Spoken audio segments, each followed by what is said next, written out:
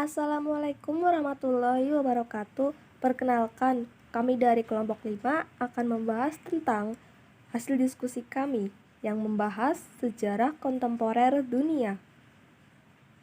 Perkenalkan, nama saya Diah Indah Lestari dari absen 9.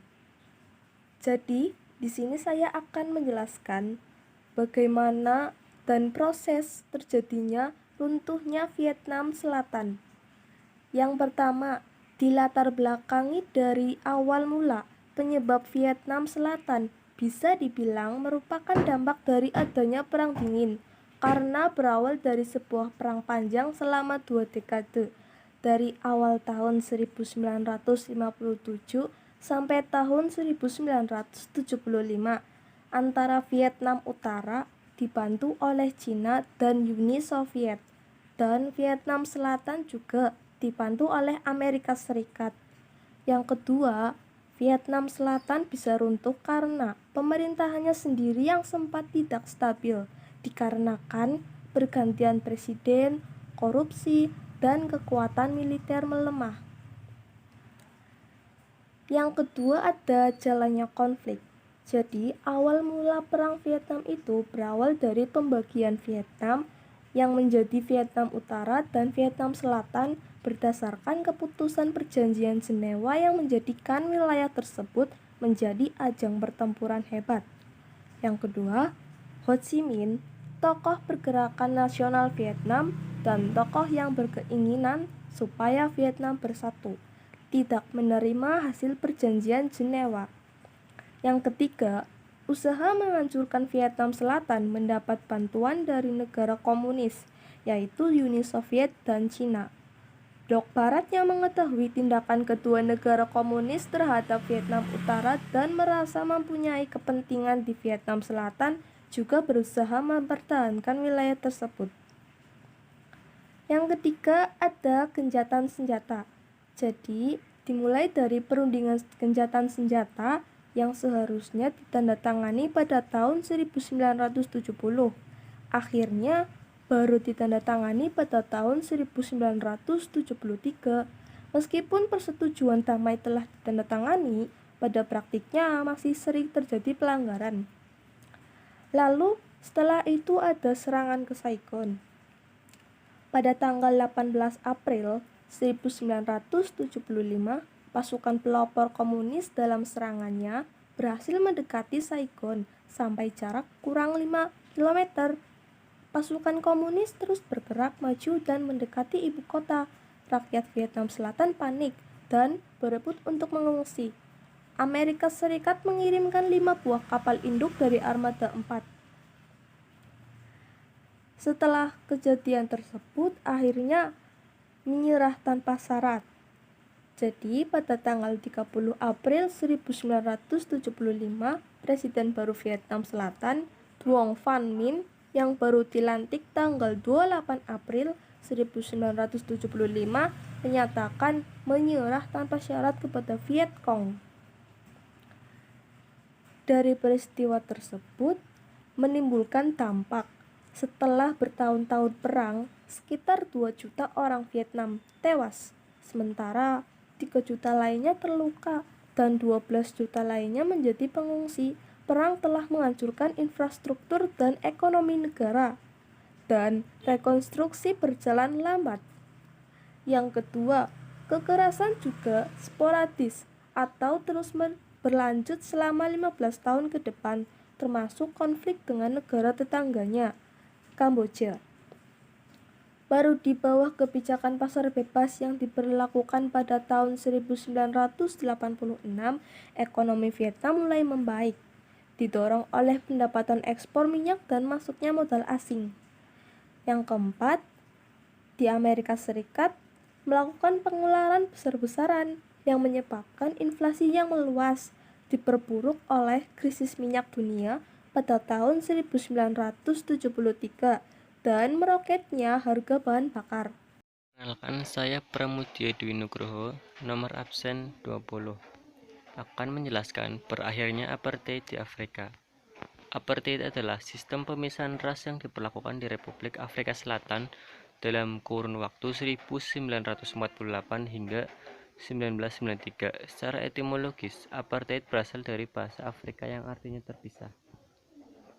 Dari sisi historis, cikal bakal apartheid sesungguhnya sudah muncul jauh sebelum 1948 dan terus membayangi Afrika Selatan sebelum akhirnya dihapus. Pada tahun 1989, pemimpin Partai Politik Nasional Frederick Willem dan menjadi Perdana Menteri. Ia membebaskan banyak tahanan politik kulit hitam. Ia menyatakan kepada parlemen bahwa apartheid telah gagal dan semua larangan pendirian partai politik segera dicabut. Namun, ketegangan terus berlanjut hingga 1993. Lebih dari 10.000-an warga Afrika tewas karena kekerasan politik. Pada Februari 1990, organisasi anti-apartheid tidak dilarang. Tahanan politik dibebaskan, termasuk Nelson Mandela, dan pengesahan revolusi baru yang secara resmi menghapus politik apartheid. Apartheid resmi berakhir pada 1994 pada tahun yang sama. Nelson Mandela terpilih menjadi presiden melalui pemilihan yang bebas. Ia mewujudkan kesetaraan bagi seluruh warga Afrika Selatan. Terima kasih. Perkenalkan, nama saya Stefan Joel Petwell, absen 28, kelas 12-8. Di sini saya akan menjelaskan tentang perpecahan Uni Soviet dan runtuhnya Jerman Timur. Runtuhnya Jerman Timur dan bersatunya Jerman secara resmi ditandai oleh pertemuan Ottawa yang dihadiri oleh pejabat-pejabat tinggi Jerman Barat dan Jerman Timur, ditambah 4 negara pemenang dalam Perang Dunia II, yaitu Amerika Serikat, Inggris, Uni Soviet, dan Prancis. Pertemuan ini seolah menegaskan kedaulatan penuh kepada negara kesatuan Jerman. Negara Jerman yang telah bersatu lantas menjadi anggota komunitas Eropa, kemudian Uni Eropa dan NATO. Istilah penyatuan kembali sendiri digunakan berbeda dengan persatuan awal negara Jerman pada tahun 1871.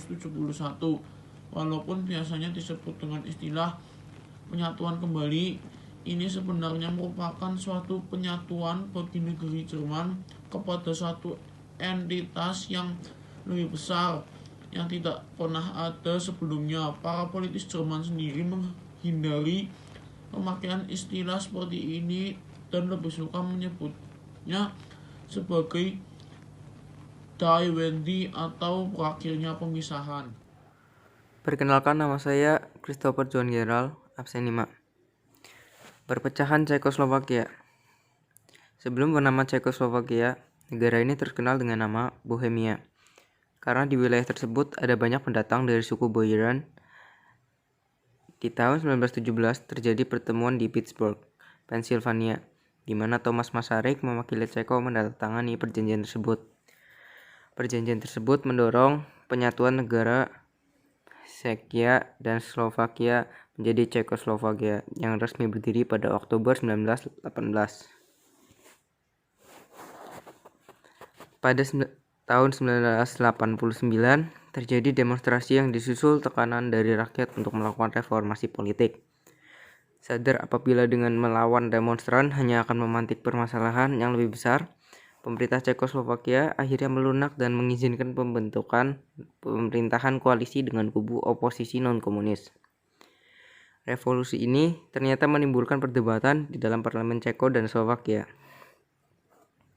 Hingga akhirnya pada tanggal 1 Januari 1993, kedua negara memutuskan untuk pecah atau berdiri sendiri-sendiri. Perpecahan Yugoslavia.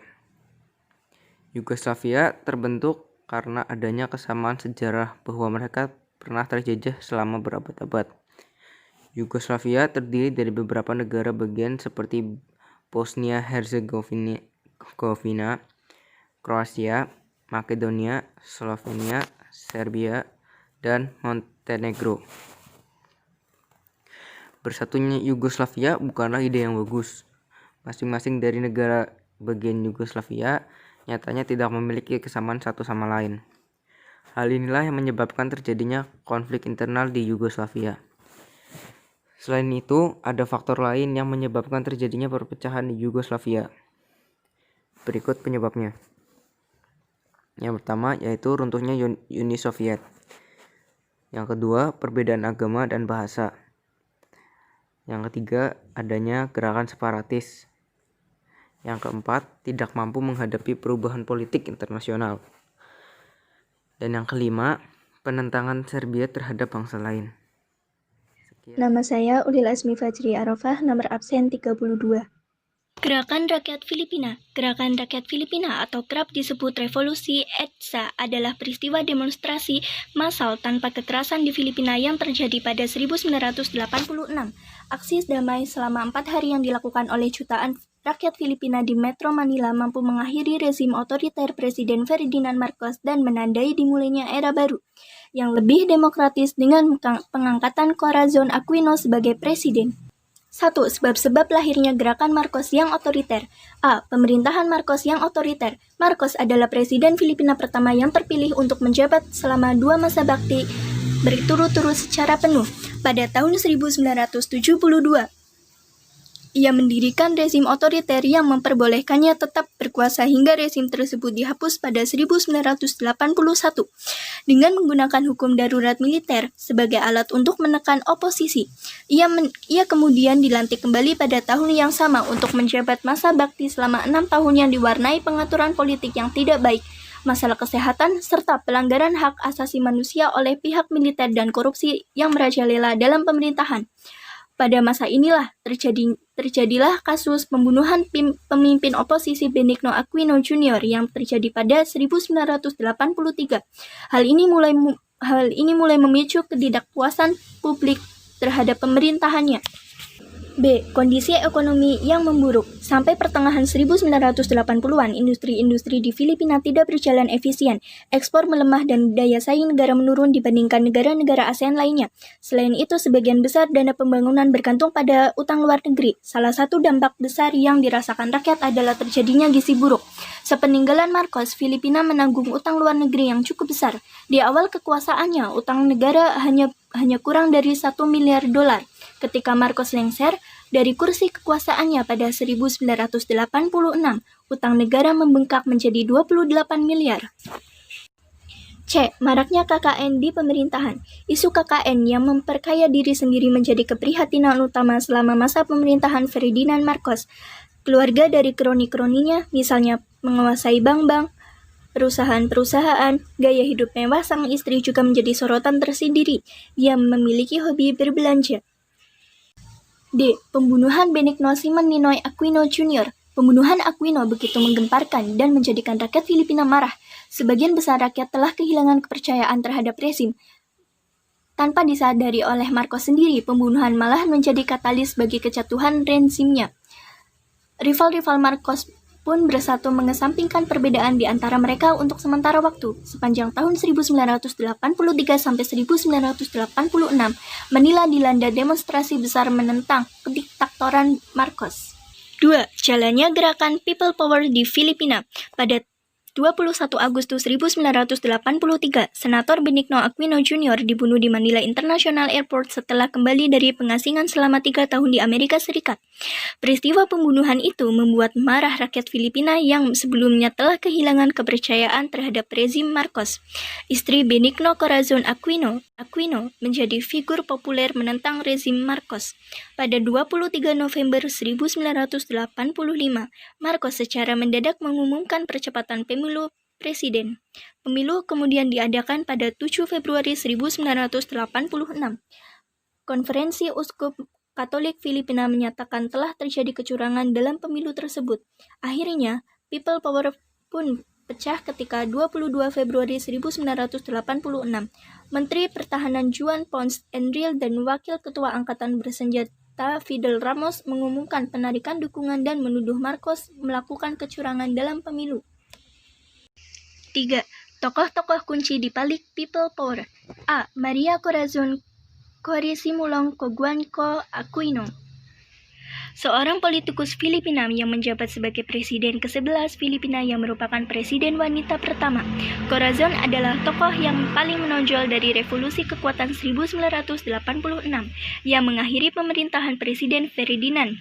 Dia dinobatkan sebagai Woman of the Year majalah Time tahun 1986. Jenderal Fidel Valdez Ramos. Ramos merupakan salah satu tokoh gerakan People Power di Filipina. Ia selalu menduduki jabatan di Senat Filipina sekaligus menjadi Presiden Senat. Tanpa penarikan dukungan yang dilakukannya, sulit dipastikan gerakan People Power itu akan menuai hasil. Alasan utama ia menarik dukungan Marcos adalah terjadinya kecurangan yang masif dalam pemilu presiden. C. James Cardinal Sin. Sin lahir pada 31 Agustus 1928 dari keluarga imigran asal Tiongkok. Sejak menjadi Uskup Agung Manila, ia bersikap tegas terhadap Presiden Marcos. Ia menentang keras penerapan undang-undang darurat militer oleh Marcos. Ia pun menjadi tokoh terkemuka yang menentang Marcos. Di tengah kritik yang mengidentikannya sebagai pastor polisi, Sin tetap yakin bahwa gereja memiliki peran penting dalam politik.